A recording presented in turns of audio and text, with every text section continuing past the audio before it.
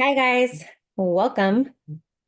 We're just making sure my team members are co-hosts to be able to admit everyone. We had like 260 something people sign up for this. I'm so sorry there's that many people that need support today, and I'm honored and happy to be able to assist. I know some of you guys are here because you just like to creep on the things that I do. And I'm like, I know where you are, and it's not in LA. I've seen a few of you, but I'm happy to have you be here in support. And so let's all just take a second to set an intention together. And that intention is that we are going to hold space for the hearts, minds, bodies, and spirits of everyone being affected, whether you are being affected from afar because you have loved ones there, friends there, or people from your community there. Um, I just ask that we all hold the intention together that the hearts, minds, bodies, and spirits of anybody who is needing that support right now will be offered a sense of calm, peace, strategy, and focus to be able to do what's necessary and required, what comes to them intuitively to be able to support themselves and others during this challenging time. Thank you guys for being here. So if you guys are in and you'll hold that intention with me, say yes and blow the fuck up this chat, please. Yes, thank you, thank you, thank you, thank you. So I'm going to give everyone just one more minute before we fully get started. I don't want anybody to miss anything if they're able to jump on live. If you guys know somebody who was not able to jump on live, we'll make this recording accessible, maybe not today, but by tomorrow. And you guys will be able to share that with anybody that needs it. This recording will greatly support them, even if they cannot be on live. So thank you guys for sharing. On a scale of 1 to Kanye, how much are you guys believing in yourself today? I always like to start with a little temperature check. 1 to Kanye, you're like, I fucking got this. Or maybe you're somewhere in between. 3, 5, 7, 6. I love it. A solid 6. A 5. Old Kanye. Okay. Got it. A 7, but yesterday was a different story. A 5. A 5. Got it. Amazing. Okay. So to give you guys a little bit of background, um, if you're new to me, you have no idea who I am, you have no idea any of my background, will you just type into the chat and say new so I can get a feel for who in here? Amazing. Yeah, I had a feeling that there's quite a few people in here or people who will be listening to this recording that are being shared this by somebody that does know me, but maybe they don't know me themselves. So I want to do, Dylan's my daughter. LOL. You're not new. You're the oldest of the oldest. I want to share a little bit about my personal story. Number one, why I'm qualified to be able to support you. And number two, how I deeply, deeply understand um, the experience that a lot of people are going through right now, honestly, at a minimal amount comparatively, because while I have personally experienced the devastation of a house fire, I have never experienced the devastation of my entire city to go along with it. But to give you guys a little bit of background, June 2022, I was down in Miami. I live in Southern Florida. And I was at the Russ concert. If anybody loves Russ, shout out. And I was literally just leaving the concert. I got a phone call. My kids started blowing up my phone. I answered as we were getting ready to try to go find dinner.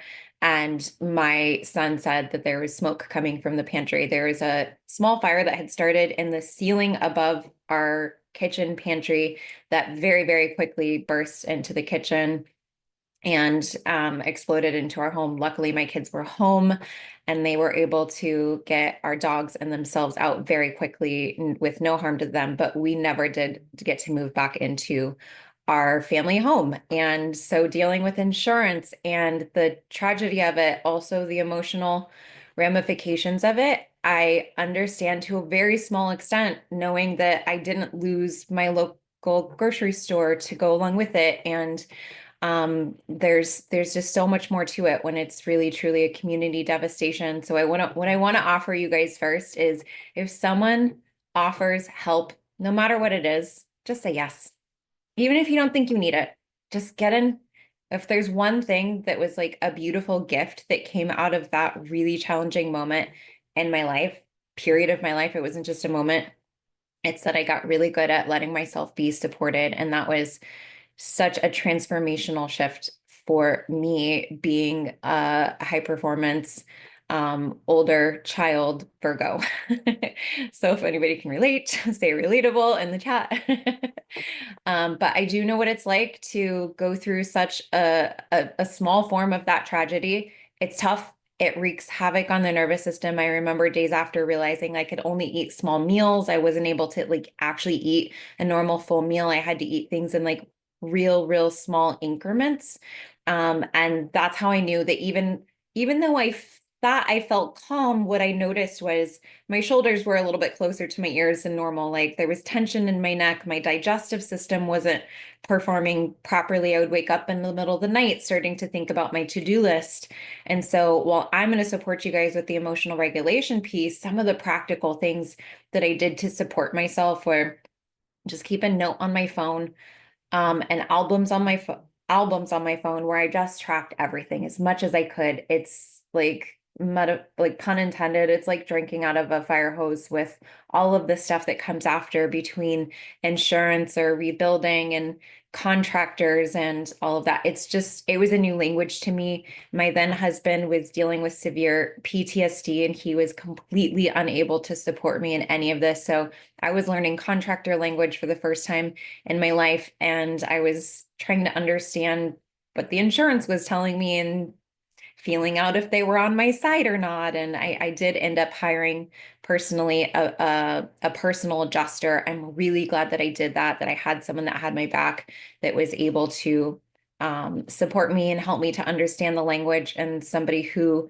wanted me to come out on the other side of that as best as I possibly could. So those are some of the practical things, as well as anytime there was something floating in my mind, I would just always write it down. You know, one of the first things that I did, I know not everybody, especially in California, gets to say this, but I did have insurance. I didn't have enough insurance, especially with my personal property. We had just upgraded like all of the belongings of our house. We finally went from IKEA furniture to like big kid furniture, like months before that. We had literally just finished renovating our home. We like had built it into our dream home, and then months later it burned. So it was tough, and we certainly did not have enough insurance to cover all of it. And I remember I'd wake up in the middle of the night and I'm like, do we have enough? And how much did that cost? And that how much did that cost? So like Excel spreadsheets and notes, like anything that's swirling in your head, get out of your head and put it into your phone, or put it into a place that you can track it. Because otherwise it's just creating it's costing you energetic energy that could be better utilized in other places. So that alone, just like really practical stuff, like getting anything that's swirling in your head into a piece of paper, a phone, a single place where you can track all things, like one folder in a Dropbox folder, a Google Drive, where you just screenshot everything, you make notes of everything, no matter what you think you'll remember.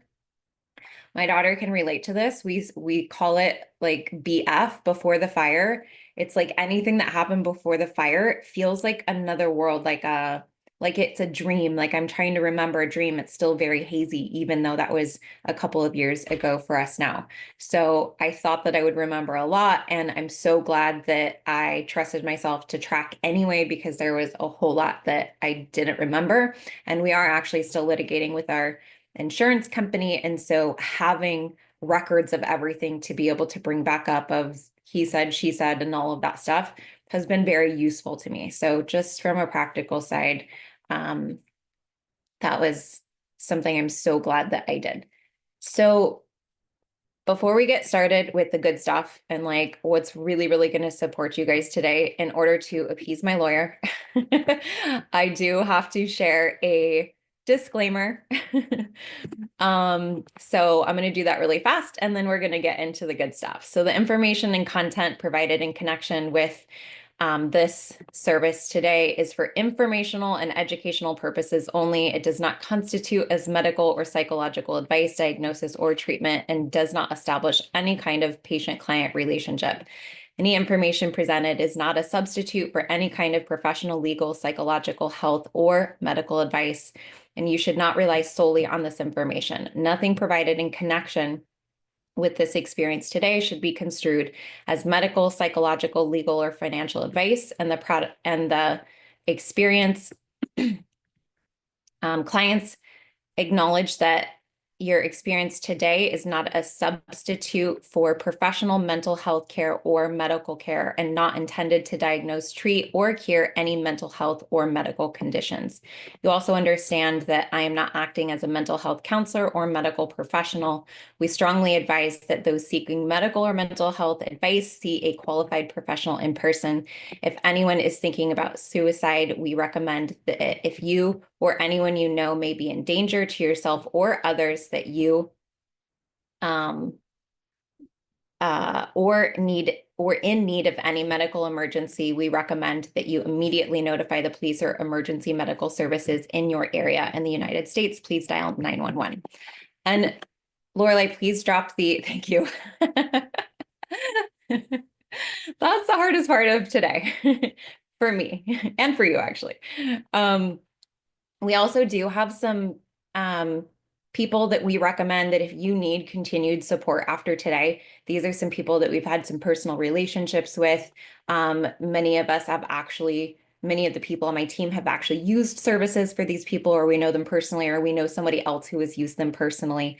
And so, yeah, Lorelai just dropped that into the chat. And if you're listening to the recording of this, that we'll make sure that it's located in as many places as we can. Like if this is a YouTube link, check the description area below. Any emails that you might find this in, my team will be able to make sure that that is attached to. Please take a copy of this, share it with friends if anybody is needing in support. Everybody in that list has a variety of different prices. So depending on what someone might need, just reach out to them, talk to different people. You should be able to see information about the different areas of specialty for each of those people, especially if you need someone to support, maybe you have children, not an area of specialty of mine. So definitely check out that list if you guys need continued support after today. Also, thank you for being here, because it just shows that you're an action taker. You're here to make sure to take care of yourself. Like, I honor the fuck out of that and appreciate that you're willing to spend this time with me. Okay, so to give you guys a little background on on my zone of genius, I am trained in rapid resolution therapy. I remember there was a night where I was supporting my now ex-husband with severe PTSD, and I was really struggling. And I got trained in this after I started seeking support for my own PTSD from that experience. And I remember my friend Lorelai, who's now team member and one of my best friends on the planet, she was texting me and she said, Andrea, if there's anything that I know about you, it's that what you're going through right now is someday going to help a lot of people. And I remember what I said back to her, and I'll never forget it.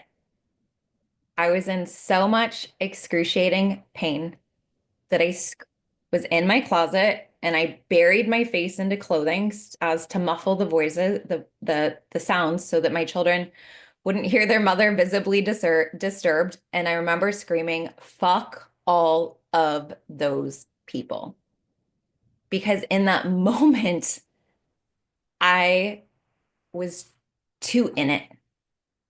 It was too hard.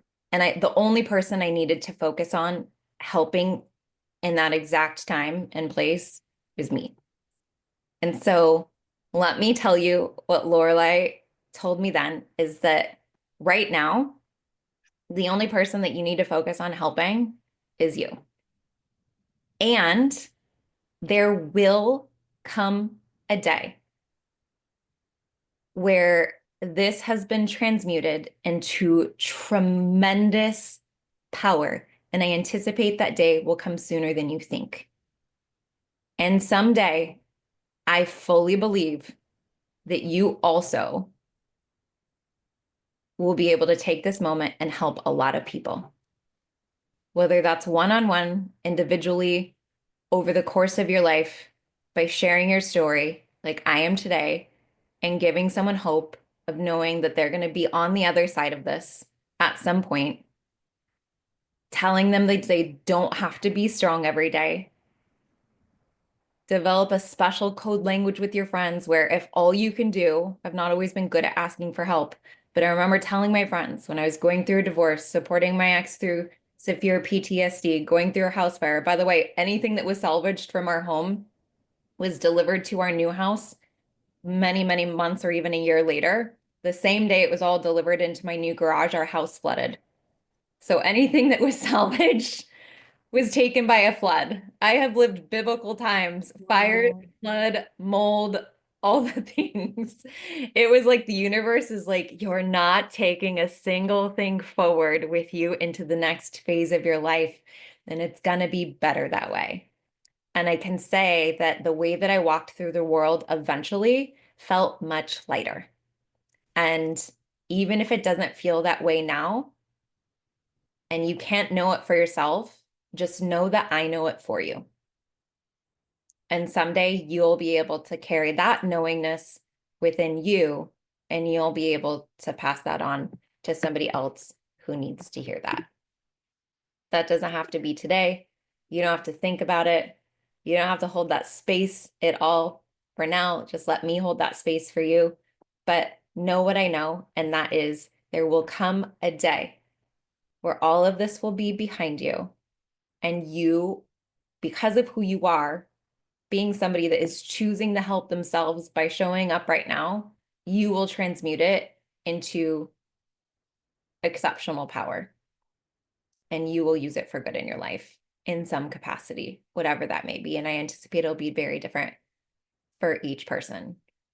So, um, as I went to go treat my own PTSD, I fell upon a training process called rapid resolution therapy, and I was trained as a practitioner, and I have been using it in my coaching business for many, many years. And it has been one of the most transformational modalities that I've ever used. I've done the breath work, and I've done the visualization, and I've done scream rage therapy. I've done all of the things, and this by far has been the most efficient, most gentle, and the most compassionate way of being able to support myself through challenging healing processes. So that is what I am trained in and my background. And Lorelai was right. I now get to take that really hard moment and I get to use it to help a lot of people. And since then, I have helped thousands. It like she was not wrong in any capacity. And it's what I do almost every single day. And I have supported probably many people that you know, people that I won't even say, that come to me for support, who are holding a lot, carrying a lot, experiencing a lot, and I'm able to use it to support them in a very like easy, gentle way for them. And things that most people would say they've been trying to heal for 10, 20 years were things that we were able to get through in a matter of a session or two. So it truly is quite remarkable, and I'm very excited to be able to share that skill set with you guys today. So what I want to offer before we get started, well, as we get started, is a frame of thinking.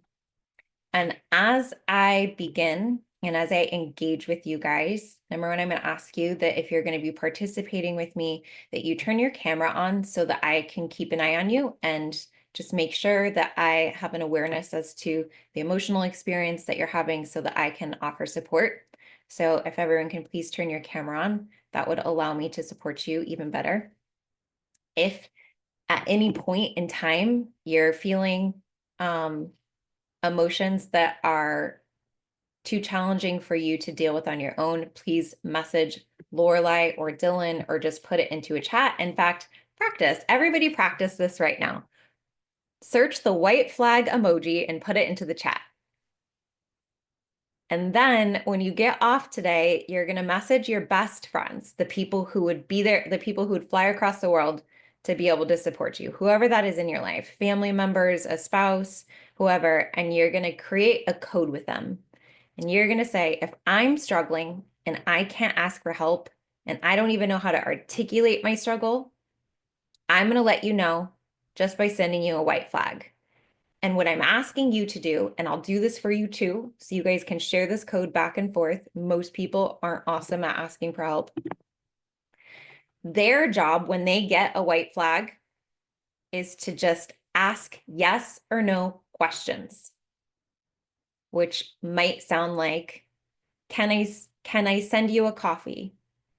Can I come over and sit with you? Can I pick up the phone and call you? And then your job is to just give them thumbs up or thumbs down. You can just double tap thumbs up and thumbs down. So their job is to just ask you yes or no questions. And your job is to give them thumbs up or thumbs down. But for the sake of today, I'm going to do you much better than a cup of coffee. If there is something going on, I do want to know about it. And then at the end of this call, I would like to offer you some additional support. So, but in the meantime, I won't be doing anything one-on-one with people. I'll be doing it as a group. If there's anything that comes up for someone at the end, then please share with me so that I will be able to assist you. You can send the little white flag and my team will know. Okay, so as I share different ways of thinking about this experience, what I want to suggest is that at no point in time am I suggesting that anything that I say is true.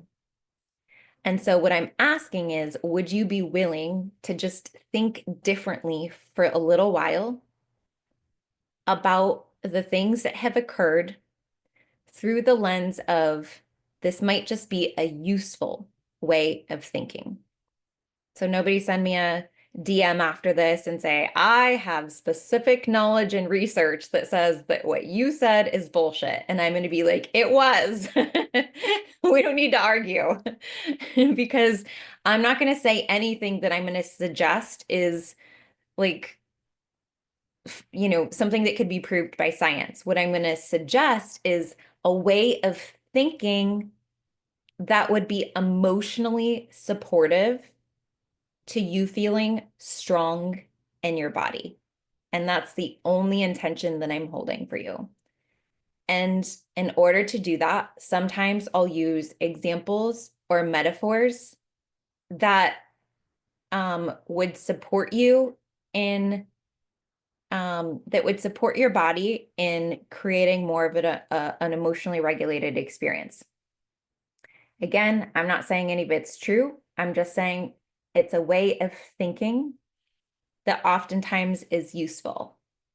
And if it doesn't land with you, you just say, didn't land. And I'm going to check in with everyone by the time we're done with this. And I'll make sure that whatever I've said has felt useful to you without suggesting that it's true. Are we all in agreement? Can you say yes in the chat if you can just think differently with me for a little while through the lens of usefulness? Perfect.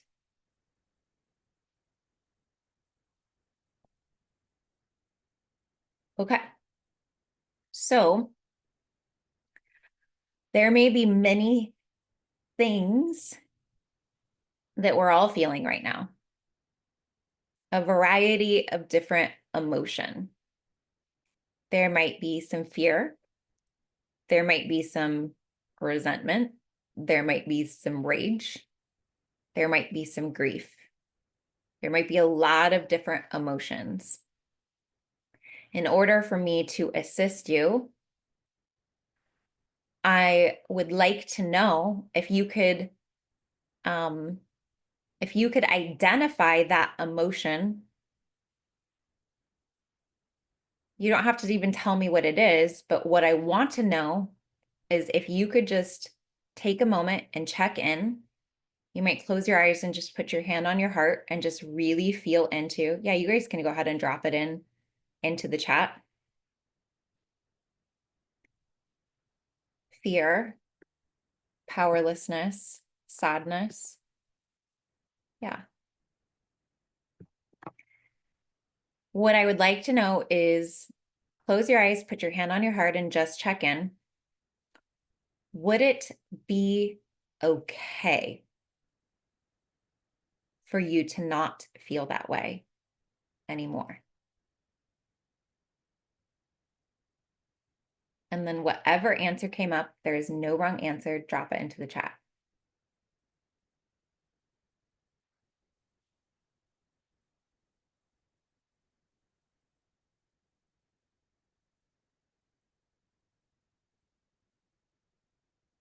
Yeah. Most of you guys are yes. Some of you guys are no. For the people who were no, can you drop into the chat and tell me why?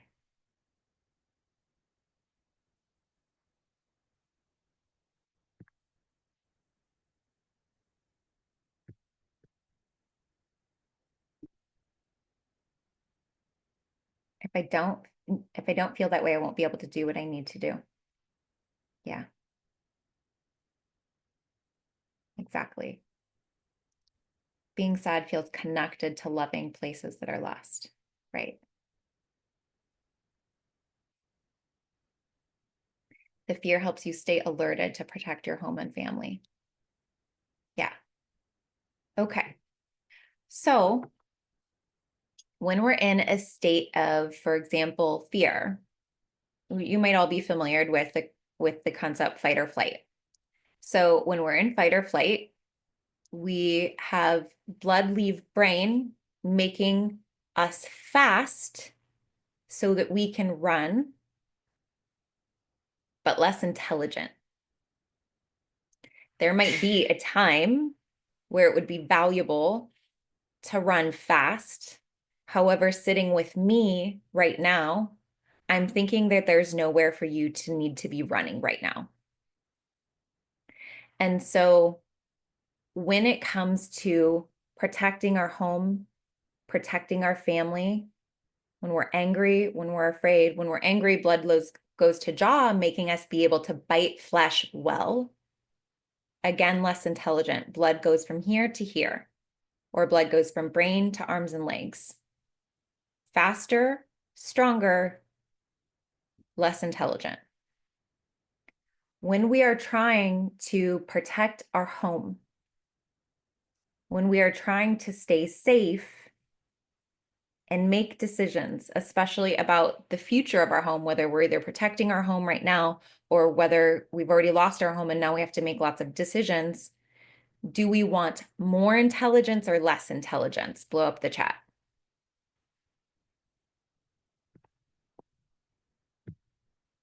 More, more. Yeah, exactly. So if we're afraid, now let me loop in sadness as well. When we're sad, do we have more energy or less energy? If we're sad, less. Yeah, exactly. When we want to take action to either keep connection, when we're trying to hold connection with something, do we need more energy or less energy?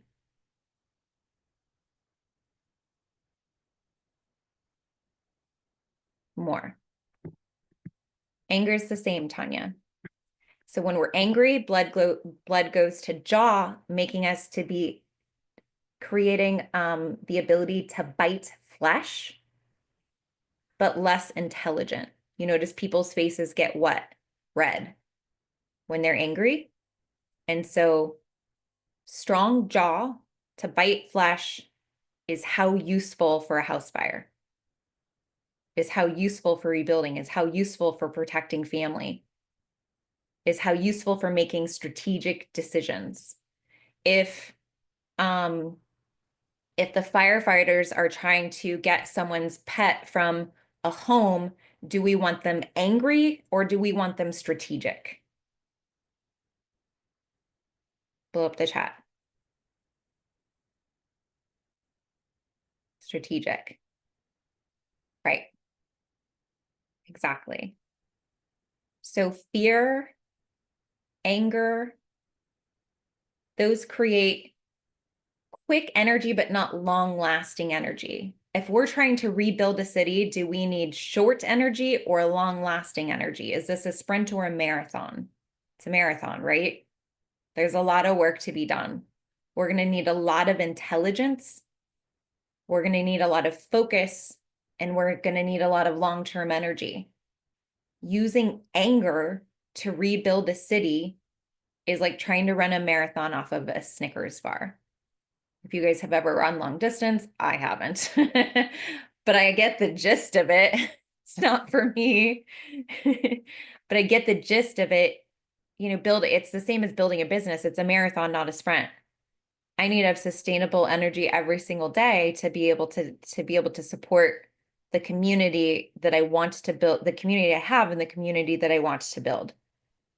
So being afraid, being angry, being sad creates sometimes a short burst of energy, but then a fast drop. After we're done being angry or afraid, are we not very tired? Sugar gets exploded into our bloodstream. We have this like instant surge of energy. We've seen people lift cars off of children. Useful in those moments, in a moment where you need a burst of strength to lift a car off of a child, I'm liking for that sugar to be rushed into your system. But right now, sitting in a cafe or in a car or on somebody's couch or in your home, you being angry or afraid or sad is going to compromise your ability to be able to make long-term good decisions, long-term useful decisions.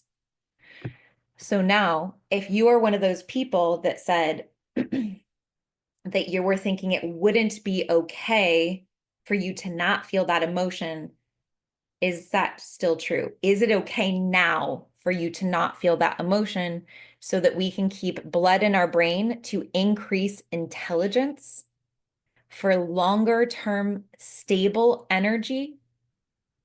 So when we're afraid, also, when we're angry or afraid, also, we get tunnel vision. So if somebody had a gun to their head and somebody was like stealing their purse, right? Let's say like my aunt had her purse stolen. This guy holds a gun to her head, steals her purse, and then the cops come to her and they say, can you tell me what the person looked like? She might say, no, but I can tell you what the barrel of the gun looked like exactly. I can draw that for you. Because her mind got zeroed in and very focused on most immediate threat. If they say, hey, did you see any witnesses that we might be able to interview? She would be like, no, but I'm telling you, I can draw the gun perfectly. The immediate threat closest to her is where she zeroed in on, and everything else went blind. So we're getting a fraction of our vision and information when we're angry or afraid. Would it be more useful to have all of that plus peripheral vision? Yes, it's okay now. Okay, good. Good. I understand why we may think that it's useful. And that's exactly what somebody said earlier is oftentimes our inner mind or unconscious mind thinks that there's value because it connects fear and protection oftentimes together. And in order to increase protection, we want to be more strategic, which means keep the most amount of blood in our brain that we possibly can. So we want to be able to stay strategic versus angry or afraid. Yes, peripheral vision, exactly. Okay. So now is it okay? Is there anybody who's like, it's still not okay for me? Or are we all in agreement that it's okay now to not be angry, afraid, or sad?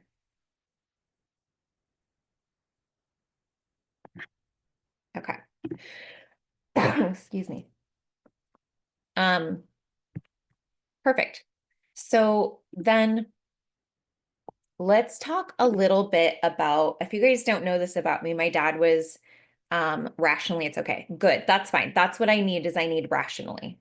I understand if still in your body, you still feel some of that anger or fear or the sadness. We're not there yet. The first piece we needed to do is make sure that rationally that's okay. So thank you for clarifying that. So if you guys didn't know this about me, my dad was Special Forces Green Beret in the US Army, which means my dad is a badass. And I didn't know how much of a badass actually until I was much older.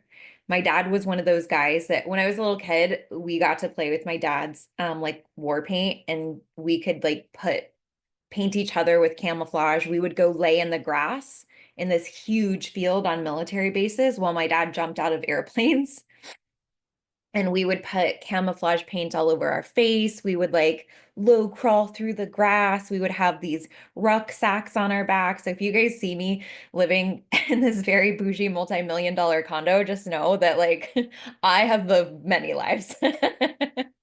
I grew up with no running water. We lived in trailers, rats scurrying about us. We were sleeping with army issued sleeping bags and those itchy ass army issued wool blankets. If you guys have ever slept with a wool blanket, they do a better job with wool now. It's a little softer, but like the old version was like it was like cutting you. It's fucking awful.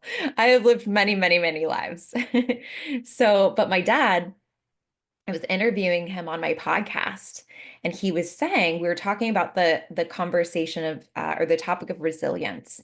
And my dad said that one of the first steps to resiliency is to make peace with the conditions that you're in. And I'm like, okay, I like how that sounds. And he goes, so for example, if I'm flying through the air in the middle of the night, it's 3 a.m., and I get dropped and maybe the wind takes me into enemy territory. So he's parachuting out of a plane. He's supposed to be dropped into a certain area, and the wind takes him into enemy territory. He said, would it be valuable for me to spend any time thinking about the fact that I shouldn't be here, that this shouldn't have happened? He said, it doesn't matter if it shouldn't have. And the more time I spend thinking about it, I am shit out of luck. He said the fastest way to improve your conditions. I love how much you guys participate, by the way. It makes me feel really happy to like see you guys are like, yes, I got it. Not useful. Yes, thank you. I appreciate that. Um, he said first step is to make peace with the conditions that you're in, and then you can improve upon it. And what I love about what he says and about my understanding of how the body responds when we're in a state of stress, the more that we think something shouldn't have happened, the more the body is flooding energy, the more the mind is flooding energy into the body to get it to get it to not be so. Meaning, if he was like, I shouldn't be here, I don't want to be here, I shouldn't be here, his inner mind would thinking, let me flood energy to the body to create a state of stress to be able to get him to not have been dropped there in the first place. Now, let's say he's out crawling around in fields and he's hiding for many days. His inner mind may still be thinking that it would be valuable to get him to not have been dropped there 3 days ago. Not possible, right? But inner mind doesn't get that. The part of the facet of our mind that causes emotion can't conceptualize memory or imagination. It doesn't understand. All it thinks is whatever is coming up, the thoughts that are coming up are relevant to what's happening right now. So if you guys have ever been triggered before and you're like, I don't know what's wrong, I feel very stressed, but your external conditions are absolutely fine, right? Your inner mind is perceiving that there's an active event that you may need to run or fight from when you're in that state of stress, even though everything is fine. So we would call that a trauma response or a trigger. We might call it PTSD. Right? It's not valuable for us to be spending time thinking it shouldn't have happened or that somebody else should have done something. The government should have planned better. That I've heard so many different so many different so many different theories about why this has occurred. The reality is one of them's true. And the only truth that we know today is that we don't know which one it is. We don't. Many of us have theories, but the idea that while we want to hold people accountable for poor decisions to protect people in the future, for us to be spending time being pissed and saying he should have done something, she should have done something, this person, this, like all of the different theories, like shouldn't have happened, it's causing stress within our own body, making us fast for a very short period of time, much tired later, and less strategic all around. And I'm not liking that for anybody who's listening today, because what I'm looking for is for you to be able to take care of yourself, for you to be able to hold energy and power in your body. So how do I alchemize that within myself? When I was taking care of my ex who had severe PTSD from his military career, sometimes he would say things or he would do things that would be very confusing to me. It wasn't making logical sense because he was in a PTSD response. He might say some like harsh things of like, you didn't help me with this. And I'm like, what are you talking about? I didn't even know, you know? And for me to be like, he shouldn't be saying that to me. I remember for years, I didn't know and actually understand that he was dealing with a PTSD response. I just thought he was agitated constantly. And so I remember thinking for many years, he should be nicer. He should be this. He should be that. And all of a sudden, more stress and more stress and more stress was being created in my body to get him to not be so. Now, if you guys have ever dealt with someone with severe PTSD, is it more useful for you to be calm or stressed? Calm, right? And so, yeah, exactly, calm. And so what I did to support myself in those moments is no matter what he said, no matter what he did, I would rub my chest a little bit. I would take a deep breath and I would just say, he should be. He should be saying that. He should be doing that. Or if he wasn't doing something that I wanted him to be doing, I would just say he shouldn't be. He's not doing it. So if he's not, he shouldn't be. Whatever had happened either should have been or shouldn't have been. Because remember, make peace with the conditions we're in, and then we can improve upon it. Because my goal is to keep blood in brain so I can stay strategic. If I needed to be able to support him or my husband or my children, I need all the blood in my brain. And so I would just, in fact, you guys can do this with me right now. Just take your hand and rub it on your chest, little circles. And rub it on your stomach if that feels really good. And whatever the thoughts that have been going through your head, be in agreement with what had happened. That doesn't mean we have to like it, just agree that if it happened, it should have been. Because we can only improve future circumstances when we make peace with the past. We don't have to like it, but we just have to be at peace that it did occur. It's a little bit of just comfort, connection to your body.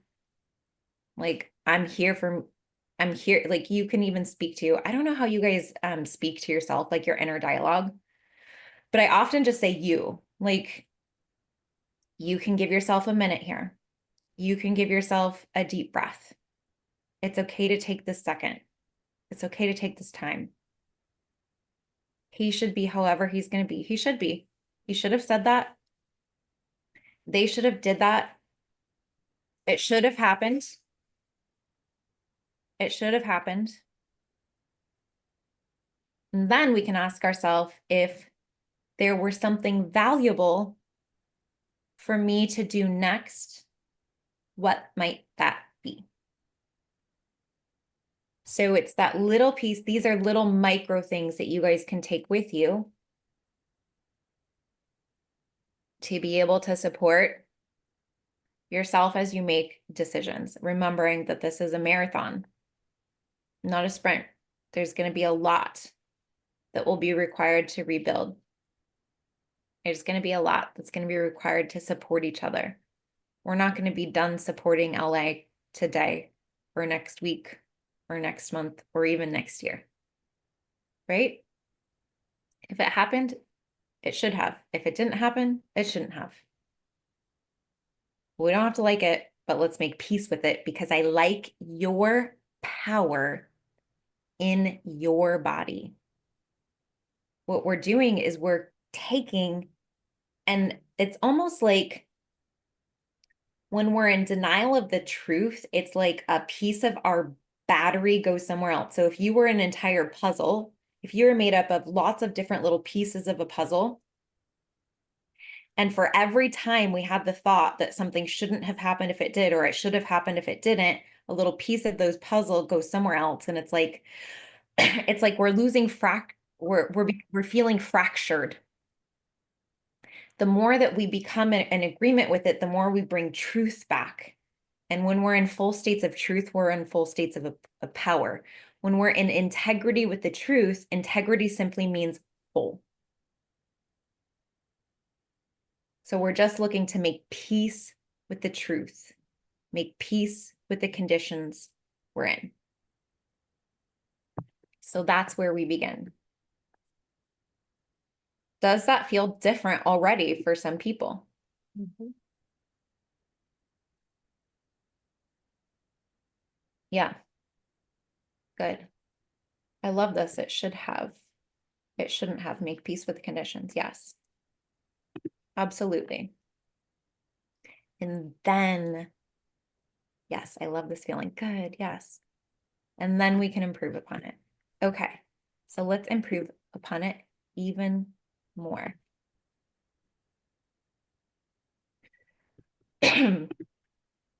When we think about people and their behavior, it can be very normal for us to have thoughts like, well, I think this way and I behave this way, so it should be easy for this other person. I remember when I was dealing with my house fire, I was very frustrated because even though I knew from a logical perspective, from an emotional perspective, I wanted my then husband to be by my side. I'm like, our kids were there. Our dogs were there. Like he wasn't able to be there to support us. And I remember speaking to a rapid resolution therapist, and I was expressing that I was feeling really angry. And he said to me, Andrea, if you were needing help reaching a glass that's above your height and above your ability to reach, he said, you might look around and there might be a couple people in the kitchen with you. If you turned around and you looked and you had a friend who was there in a wheelchair and you said, hey, do you think that you would be able to help me reach that glass? Your friend in the wheelchair would be like, do you see what's going on here? I'm no, I'm not going to be able to help you reach that glass. I have this like handicap preventing me actually from standing. You could climb on the counter if you wanted to. They would be like, "Why are you asking me?" They would be confused. And you would be like, "Oh my God, duh. Like I'm so sorry. Like I wasn't in like my right frame of thinking." And then he said, "Now if you look to your left and you saw this person who is 6'2" who is standing tall next to you, who has perfectly long arms, and you look at him and you're like, hey, could you reach that glass for me? And he looks back at you and he goes, no, bitch, get it yourself. You might think that there's a difference between those two people. One's in a wheelchair and one's handicapped. The other one is also in a wheelchair and handicapped. There is no difference and their capacity to have been helping you at that time. And I remember thinking, like, what a profound way of thinking. Sometimes we're thinking that just because we would, it makes sense to us. We have the right upbringing that let me be useful to my friend. If I can, I will. And we're thinking that everybody is walking around with that same level of conditioning just because if we look at them and we see enough similarities, we think that similar is the same. Don't we all know now by looking around the world that it's not? There are a lot of helpers out there, and there are a lot of people who are not. Some people can't for obvious visible reasons, and some people can't for obvious non-visible reasons, or for less obvious non-visible reasons. So for me to be frustrated that this person on my left isn't helping me, it's creating stress in my body of like, he should be, because it appears visibly from the outside that he is capable. If he were capable, he would have reached up and grabbed that glass for me. Say yes if you're like, I'm starting to get that. Some of the handicaps in this world are very visible. Some of the handicaps in this world are completely invisible. If someone could, they would.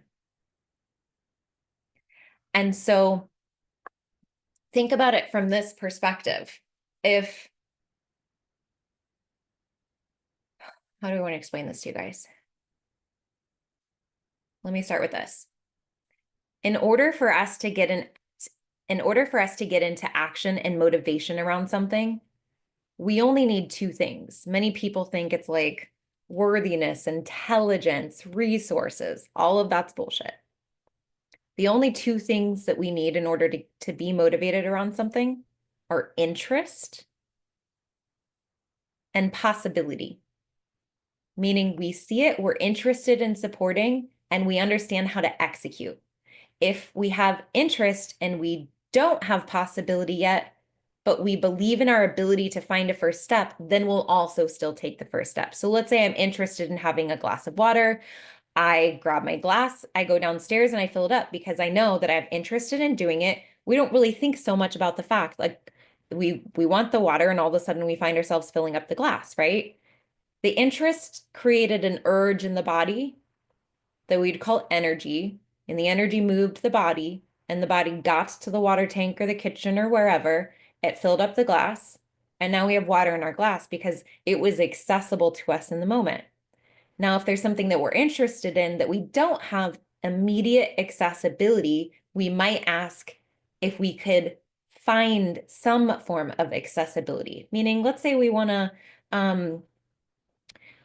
to repair something on our car. We have interest in it, but we don't understand how to do it. So then we might be looking for someone that could support us by sharing their wisdom and their knowledge. So we would use our interest to locate resources to be able to get the job done. So that's a way of thinking about how the body works. If there's genuine interest, so that's why I don't believe in laziness. My kids aren't lazy when they're interested in doing something. Laziness is actually, I believe, like a lazy way of explaining, like a lazy way of understanding how the body actually works. Like our children are very motivated around the things that they want to do. They're not if they're not interested in cleaning their room, we just haven't cast a vision interesting enough for them to get it done. So we need to become better storytellers, right? So, and same for us. Sometimes I'm not interested in going to the gym, so I need to be a great storyteller about casting a vision for myself to get myself to go. So when we're thinking about whether something can happen or not, we need to have a piece of our mind, our unconscious mind needs to produce interest in the body, and interest will flood urge. Urge we would describe as energy.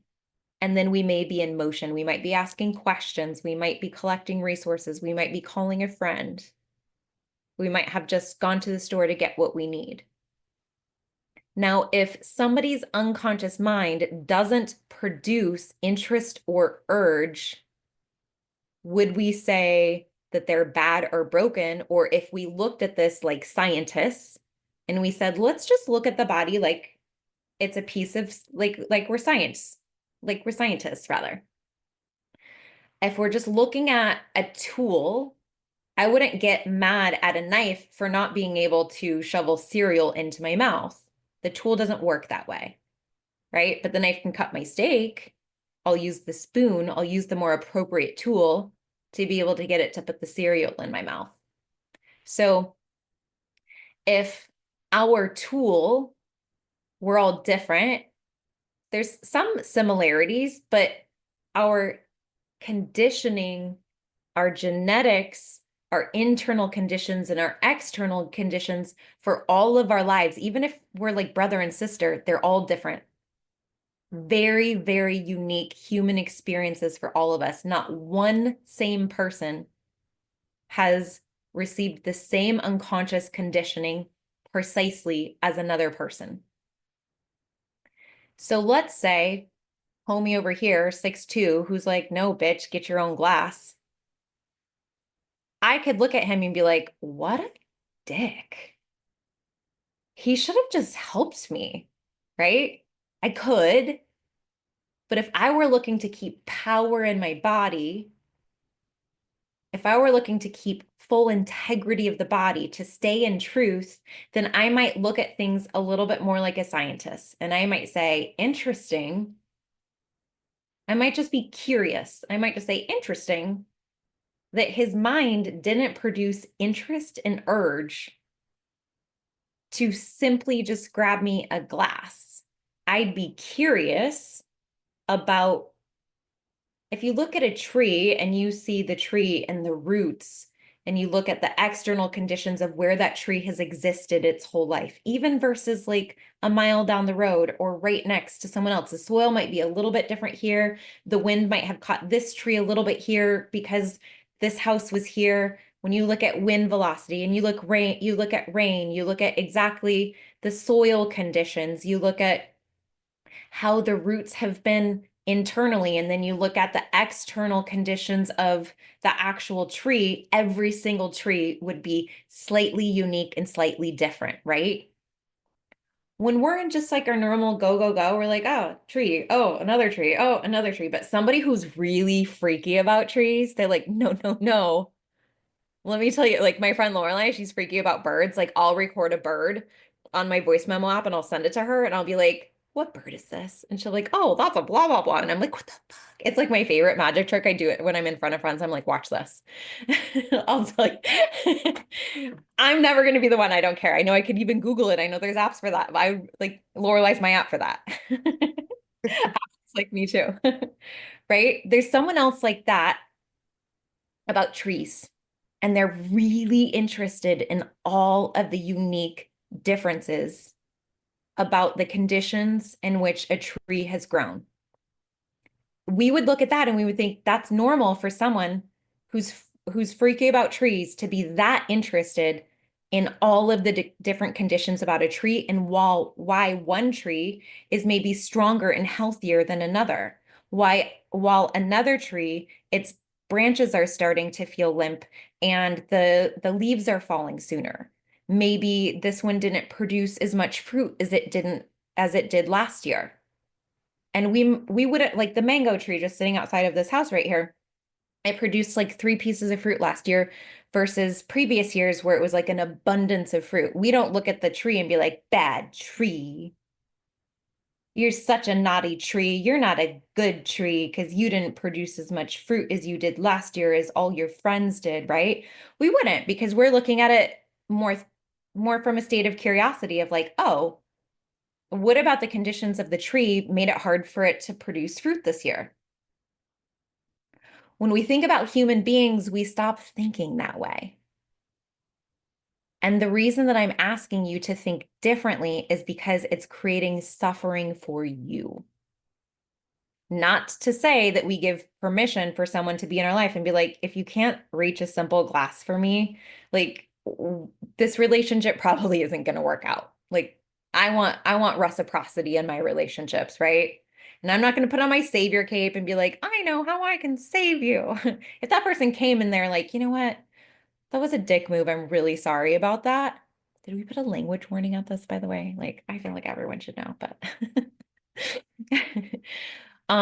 if I looked at that person, I was like, that was such a dick move. And they're like, you know what? It sure was. I'm really sorry about that. Then I'd be like, oh, and they're like, you know what? I don't know why I responded that way. Like, could you talk to me? I'm like, okay, there's reciprocity. They're like giving me energy. I can give some energy back, right? But I'm not going to put on my savior cape and be like Captain Save-A-Ho and go try to fix all of the people who are being assholes, right? That's not that's not my job, right? It's like not what I'm here on this earth to do. I'm here to work with people who where there's a an equal exchange of energy. But I'm also not going to look at that person and be like, naughty tree, you didn't bear fruit. You didn't get my glass for me. You know what I mean? Because if he could have, he would have.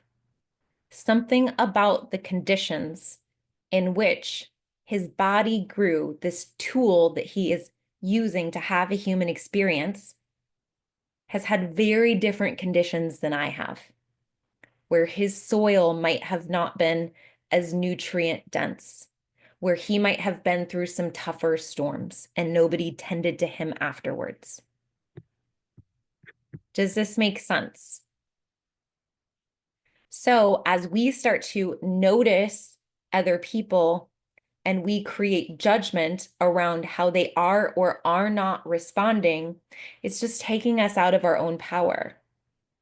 And and this will change your life thinking about it in this way. Like I said, I'm not saying this is true. I'm just saying this is a useful way of thinking that will liberate the fuck out of you. And I want to go through my life and I want to stay more in a frame of thought of like curiosity because I find that curiosity creates interest, interest creates urge, urge creates movement, useful movement, because when I'm curious, I'm not afraid. When I'm curious, I'm not even anxious. When I'm curious, I'm not angry. If I can stay curious, I can stay strategic, more blood and brain, making me more useful to my family, to myself, and to my community. That's what I'm looking to achieve. Does that make sense?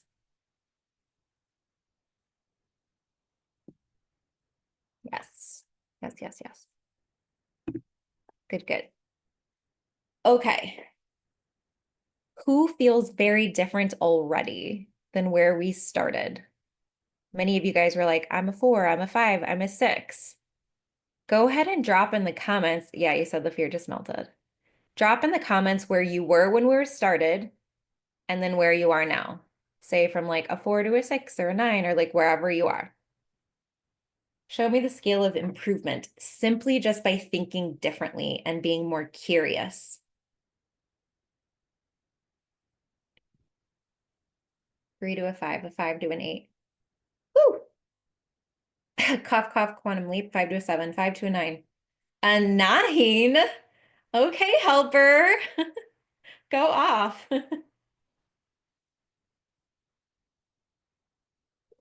I love it. Okay. When something comes up and we're thinking it shouldn't have happened or it shouldn't have, or he or she shouldn't have done something or they should have, do we feel that we know what to do next?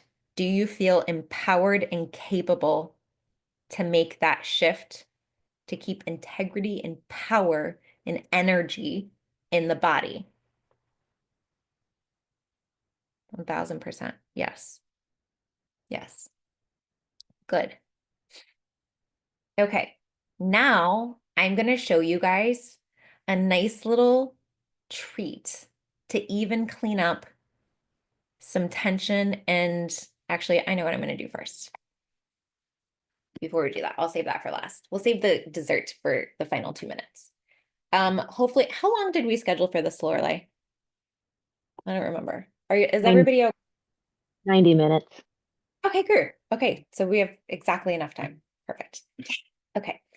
So, and then Lorelai, we'll make sure for the recording of this that it gets chopped up so that when you guys want to come back to this piece, because this will be something that you can reutilize over and over. You can use the whole thing over and over. We'll get the recording to all, but this one piece would be useful to come back to if you find yourself in a state of stress again. Okay, so if you don't have your camera on, please put your camera on if you're going to participate in this with us. If you're not and you just want to listen and watch, that's totally okay. What you're going to do next, if you're driving, you're going to have to save this, PS. So you do have to be in a place where you can be still.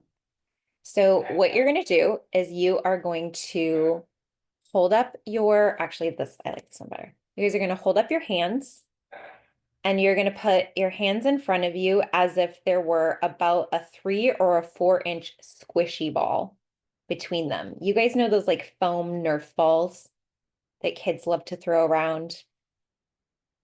Like a 3 or 4-inch foam ball. And as we place our attention on hands, you may or may not notice the energy is beginning to build. And as energy begins to build, you might notice that your hands become a little bit warmer. There might be a little bit of buzzing sensation.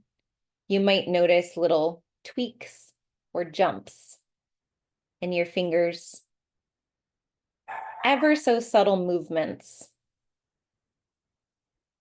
between your hands, that energy just warming, growing, increasing, and that those sensations, those tweaks, those jumps, the ones that are moving your fingers in ways that you couldn't actually try to move your fingers even if you wanted to. It's fun and interesting to even notice. And what that's telling me is the inner mind is listening, ready to be useful, ready to take in what is useful and release what is not.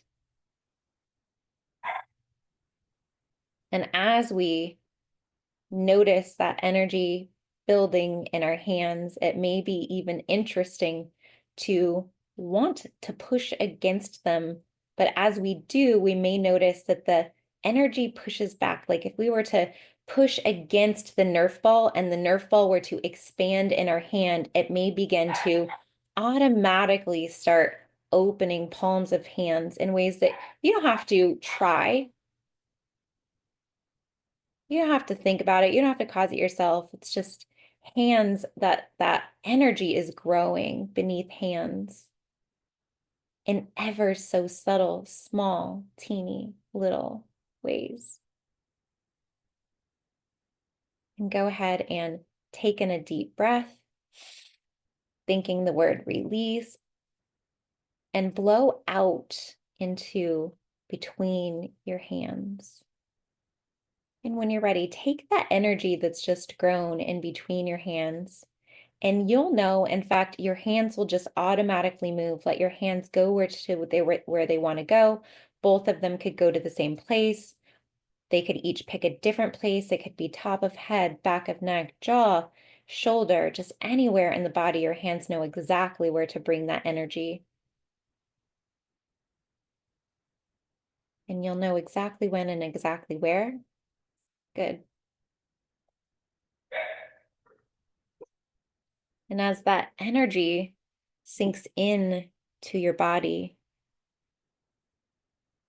taking what was bound and supporting it becoming unbound, release, clean, clear. Take a deep breath and then think the word release.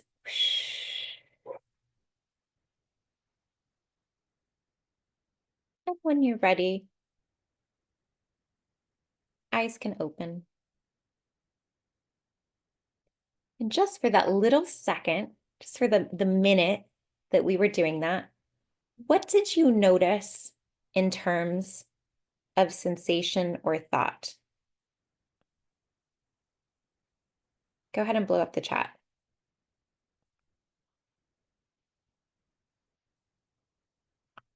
Peace, focus, relief, relaxation, no thoughts, sensations in hands, peace, presence.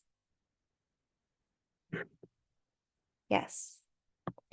Good. So what's happening is that there's always energy. Our body's made of it. Energy cannot be created or destroyed. It just transforms in form, right? So we're a piece of transformed energy, starting from a cell between mom and dad. Very fucking cool.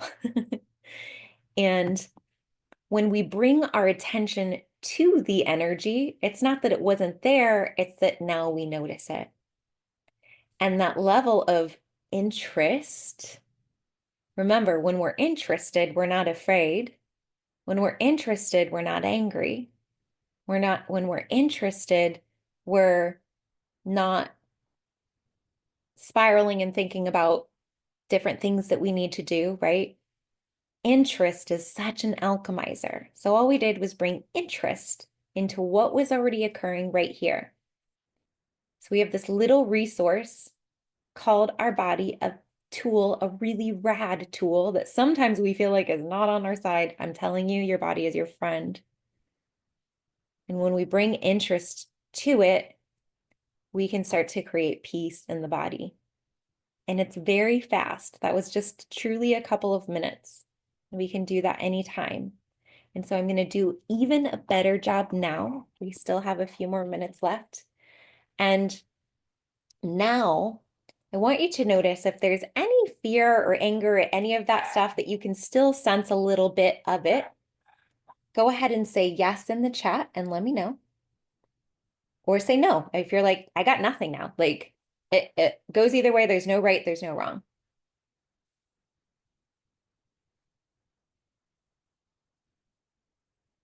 Yes, no, nothing. I love it. No. Good. Good. So we've already done so much good work. It's there, but it feels small. It doesn't have power. Yeah, that's good, but I'm a little bit of a clean freak. So I like nada. When my clients work with me, if there's any left, I'm like, no, no. We like zero, not just a little bit. Like just because it doesn't have power over you doesn't mean it's costing you some energy. And I'm looking for that energy to come all the way back 100% clean, clear, and restored in the 90 minutes that we're working together. And Tanya said, no, I don't care. I love it.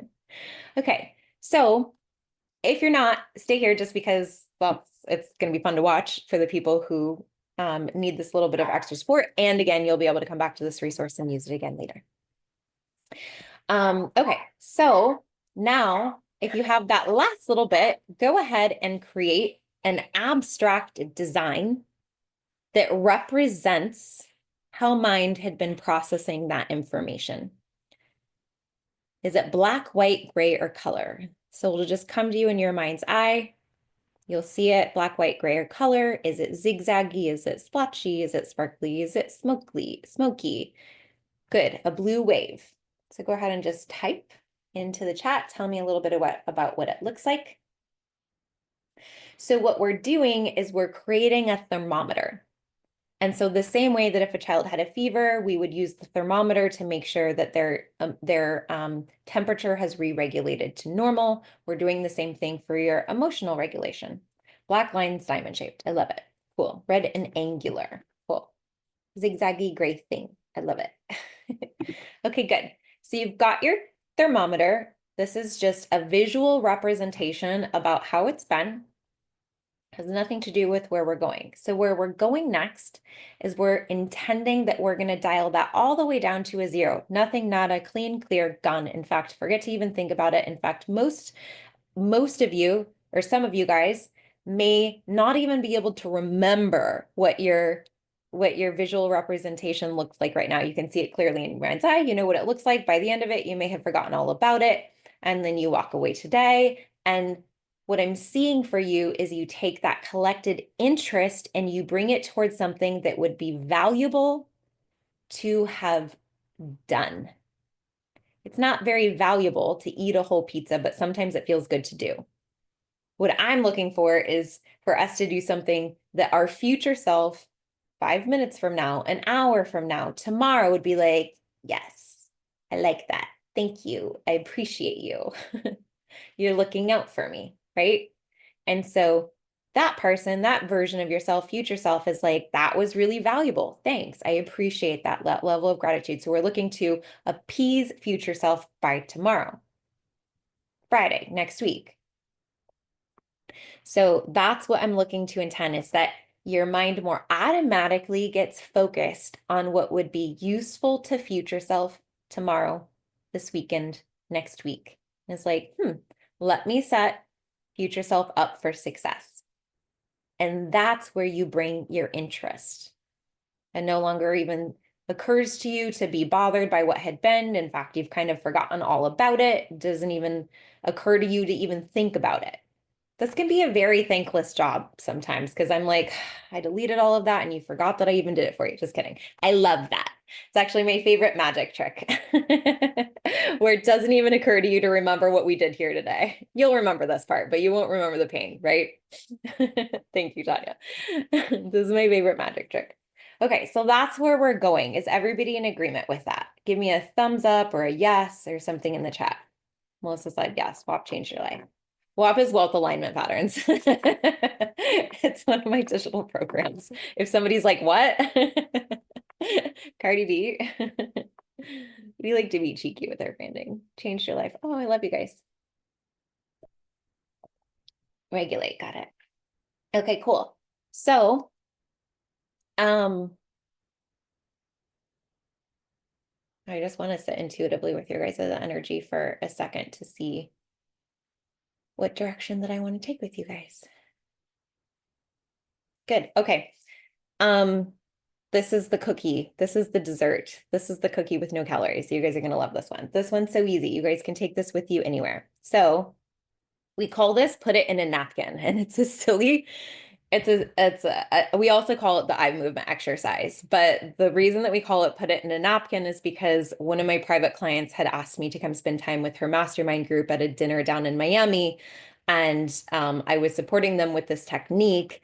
And what we did was we used a visual anchor as a napkin over and over and over. And so now whenever we have like a piece of stress come up that we want to be able to clear, we joke and we say, let's put that in a napkin, whether there's a napkin around or not. So like merch coming soon, we're gonna have to create napkins with like cute taglines on it. Okay, so I have this little like scrunchie, like a little silk scrunchie sitting in front of me. So I'm gonna put this silk scrunchie on my lower right, just somewhere right next to my computer or my phone.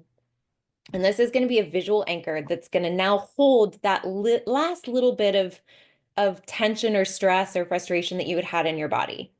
So maybe you might have a phone that's next to you and you can just have that at your lower right. You might have a coffee mug or something. Like I have a lot of things happening here. I have lots of resources to be my visual anchor. Or you could just pick a spot on the desk. It doesn't matter. It doesn't have to be a thing. But so I'm going to use my little scrunchie. I'm going to take that tension and I'm going to place it in the scrunchie. And then I'm going to pick up the scrunchie and I'm going to say, I thought it had me. Now I have it. Good. Now take a deep cleansing breath, blow it out really strong.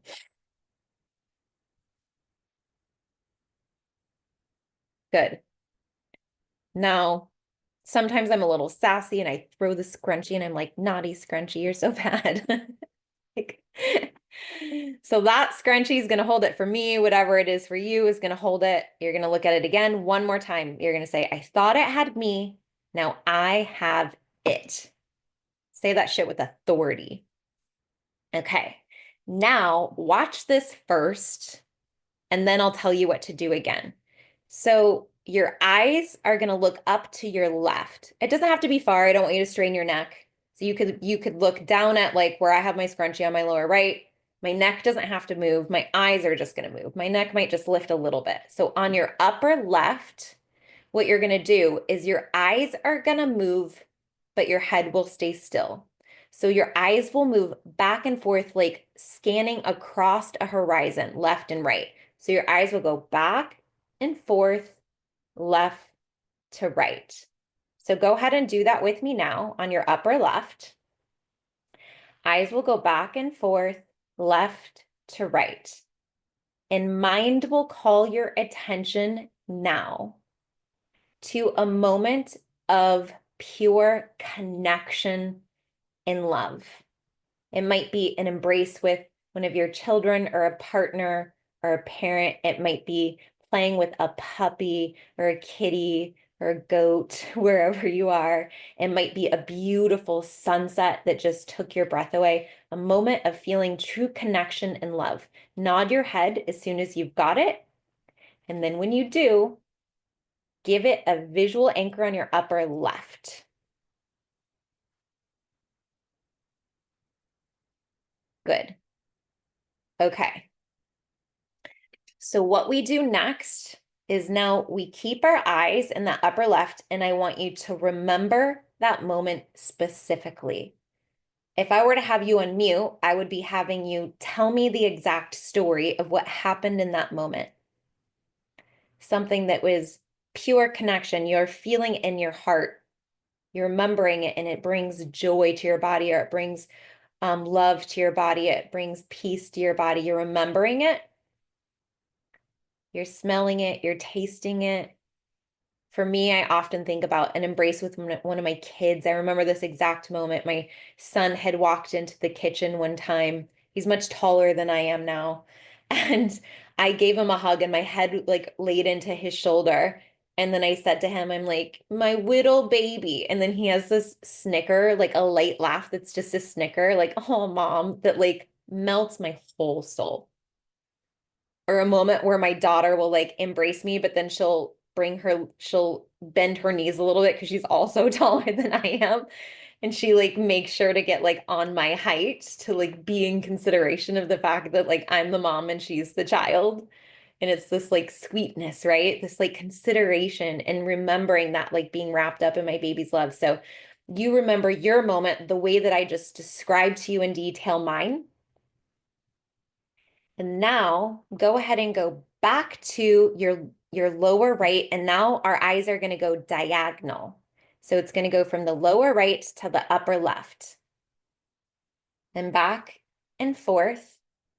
And I'm going to take that last little bit of tension and lift it into the light. And as you do, mind will dial that last little bit of tension in your body all the way down to a zero. Take deep cleansing breaths as we go. As we look back down on that lower right and we lift it up and we remember that moment again, back, re-experiencing that moment of love, awe, connection. Take one last deep cleansing breath. Blow it all the way out like you were going to blow out candles on a birthday cake.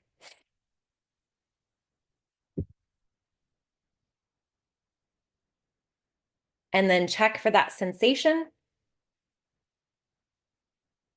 And then light up the chat and tell me if you're clear. Say if it's gone, say I'm clear.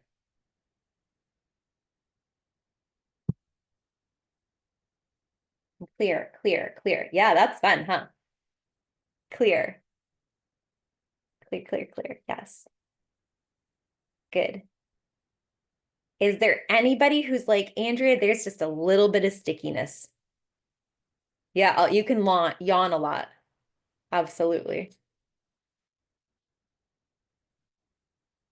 A good yawn, a good burp sometimes, like all just releasing energy. If you sometimes I've seen people like spontaneously cry, like a release cry. So if there's some like tears coming up, that's totally okay too. You only got only left one sensation of goosebumps. I love it.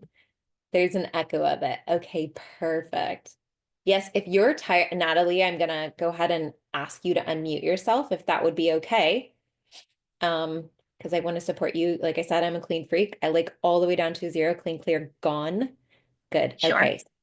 Perfect. So I'm going to clear that for you. And if you're tired, that's also normal because remember, I Mm, said fight or flight, we have this sugar getting released into our bloodstream, creates a lot of energy to be able to move fast. But again, there's this crash at the end. So if you've been in a perpetual state of fight or flight, you may need a really good nap if that's accessible to you. That would be so normal, so encouraged. Please allow yourself that. It's not a luxury, it is a requirement. Okay. So, yeah. Um, okay. Natalie, tell me. yes.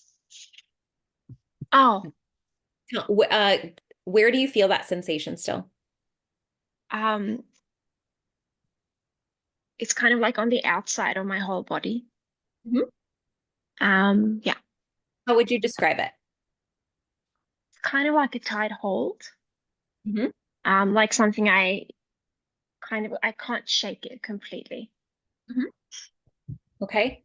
And if you could create an abstract design for that sensation, is it black, white, Mhm. gray, or color?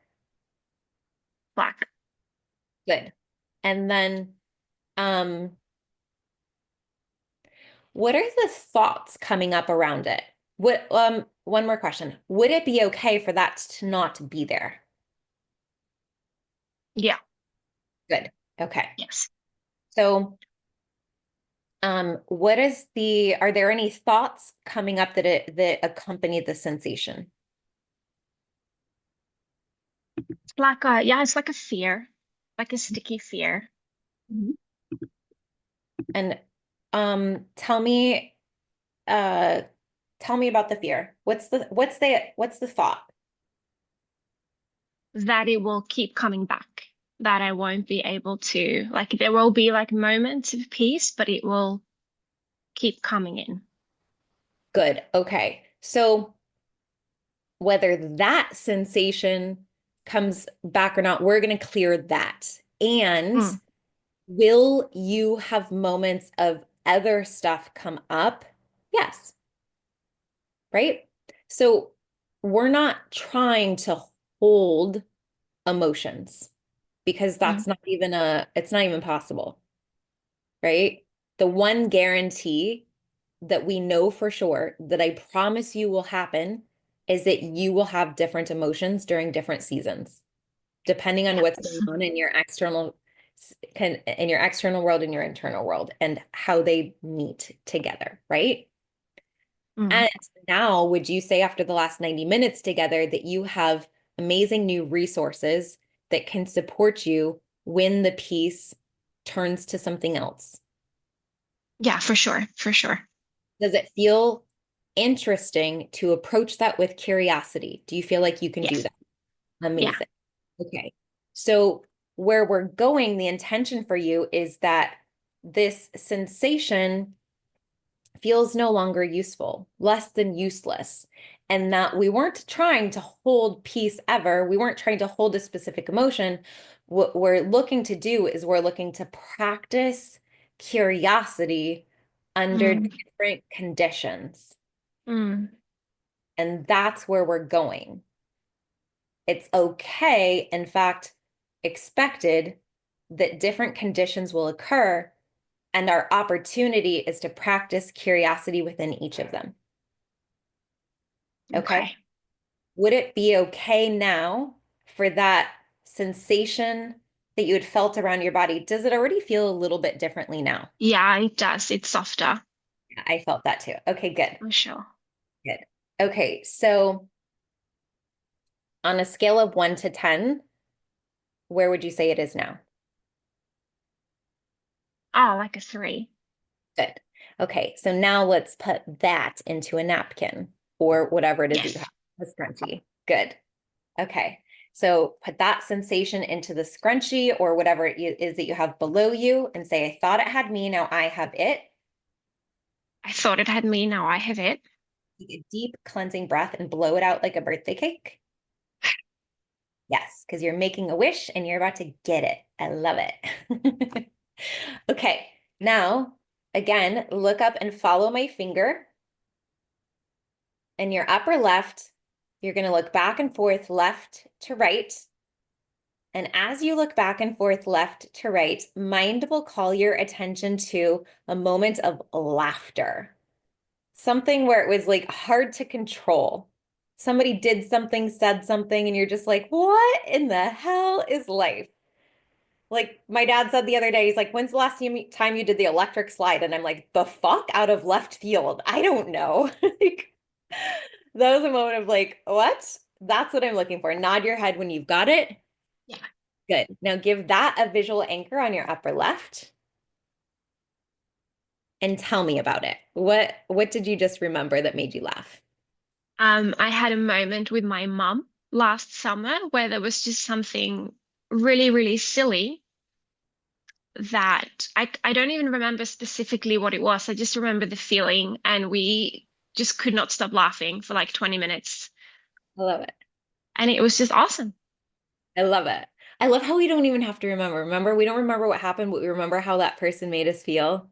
Yeah. Yeah. I love that. Okay, so you're going to send your mom a message after this and you're going to say thank you because Well, you just helped me clear something that I really needed. So, we're going to use that beautiful memory of you and mom laughing and now go back to that point on your lower right. yes.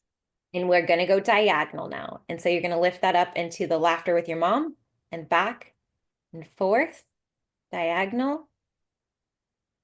And as you do, mind will dial that 3 all the way down further. Remembering mom and the laughter. We don't even know why 20 minutes of laughing might have equaled a little pee in the pants, but we're good with it. Take a deep, deep cleansing breath. Mom and laughter again. Thank you, mom. And down and take a deep breath. Blow out those candles. Good. And then check for that sensation.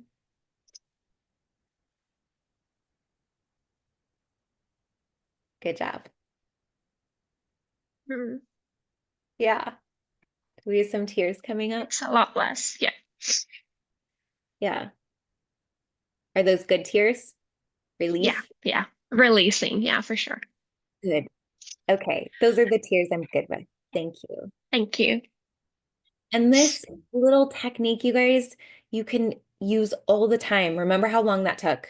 A couple minutes. You guys will have this recording. Take it with you. I do it with my friends in bars. Like, I'll do it anywhere.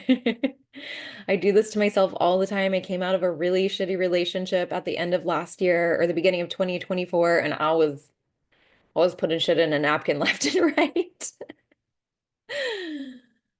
Fantastic, Andrea. You're a blessing. Oh, I'm so glad you screamed into a closet. Thank you. Thank you. And we brought ourselves full circle. Thank you, Tanya. I really appreciate that. You guys, this was such a pleasure. If you found this valuable, please share it with a friend. This is a free resource for our community.